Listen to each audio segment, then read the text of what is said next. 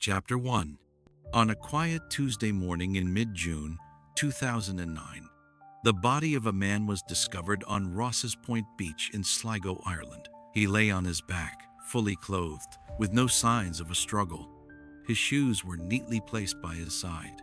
He had no wallet, no phone, no form of identification, and when investigators began to dig deeper, they realized something even more chilling.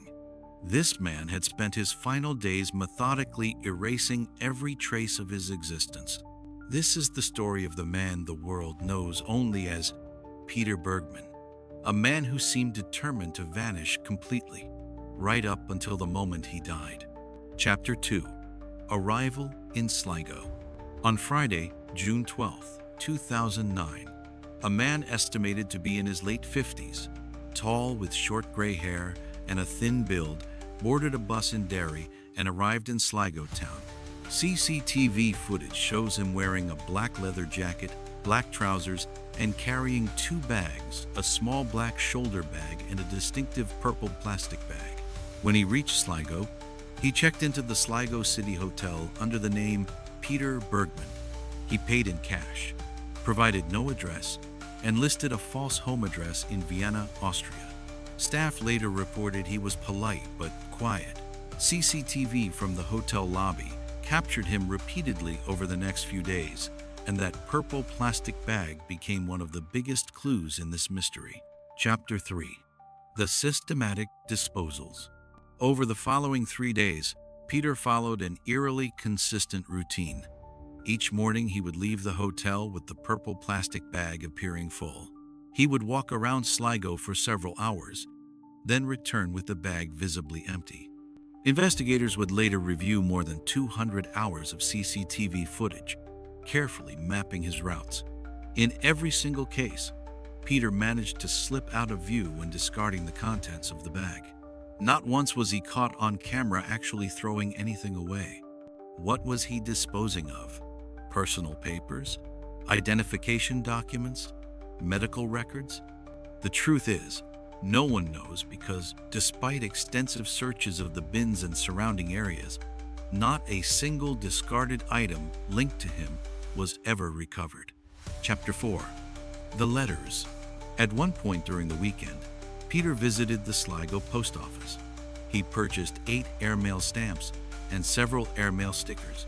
CCTV shows him appearing to write and send letters. To this day, the recipients have never come forward, and authorities have never been able to trace where those letters were sent. This detail has fueled speculation. Was Peter tying up loose ends, saying goodbye, or leaving cryptic instructions for someone? Chapter 5. Scouting Ross's Point. On Sunday, June 14th, Peter hailed a local taxi. The driver later reported that Peter asked to be taken to a quiet beach. The driver recommended Ross's Point, a beautiful coastal area a few miles from town. Peter spent about half an hour walking the beach, looking around, almost as if he was surveying the location. When he returned to the taxi, he reportedly asked detailed questions about tides and swimming conditions. Chapter 6. The Final Day.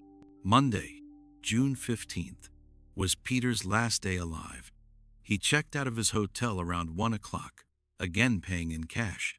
CCTV shows him leaving with the black shoulder bag, but notably, the purple plastic bag was no longer with him. Whatever was inside had all been disposed of. He took another taxi to Ross's Point that afternoon. Several witnesses later saw him walking along the beach, sometimes sitting on a bench, staring out to sea for long periods. He stayed there until evening. Chapter 7. The Discovery. At about 6:30 the next morning, a man walking his dog found Peter's body lying on the sand. He was fully dressed in a dark waterproof jacket, navy trousers, and black leather boots. His shoes were placed neatly beside him.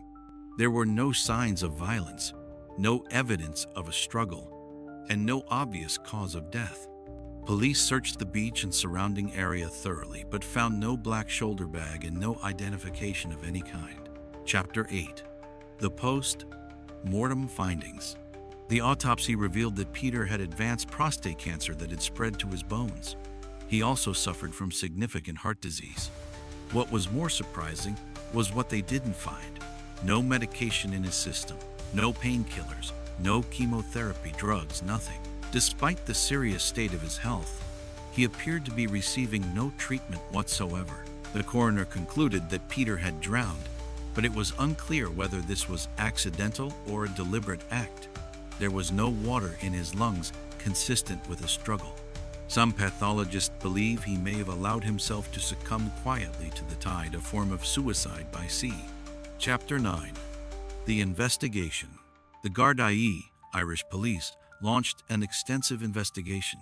Interpol was contacted.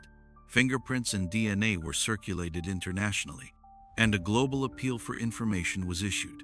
No matches were ever found. Even the false address Peter gave in Vienna turned out to be a vacant lot. Investigators reviewed every piece of CCTV footage available. They traced Peter's steps across Sligo town, but every time he disposed of something from that purple bag, he managed to do it just off camera, as though he knew where the blind spots were. The missing black shoulder bag remains one of the biggest unanswered questions in the case. Despite searches by police and volunteers, it has never been found. Chapter 10. Theories and Speculation. Theories about Peter Bergmann's true identity and intentions abound. Some believe he was simply a very private man who chose to die alone, away from family, preferring to leave no trace behind. Others think there was more to the story. Perhaps he was involved in intelligence work, which could explain his ability to stay off camera when discarding his belongings. Another theory suggests that he may have been a terminally ill man, seeking a peaceful death by the sea, not wanting to burden loved ones or go through a painful medical decline. The intelligence angle has always fascinated amateur sleuths. His precision, his methodical disposals, and the fact that no trace of him has ever been found in any international database leads some to believe he may have had training in surveillance evasion. To this day, the man known as Peter Bergmann remains one of Ireland's greatest mysteries. His identity is still unknown, his motives uncertain, his final days hauntingly meticulous. Whether he was a spy, a man seeking solitude, or someone hiding from something darker, one thing is clear. Peter Bergmann wanted to disappear, and in many ways, he succeeded.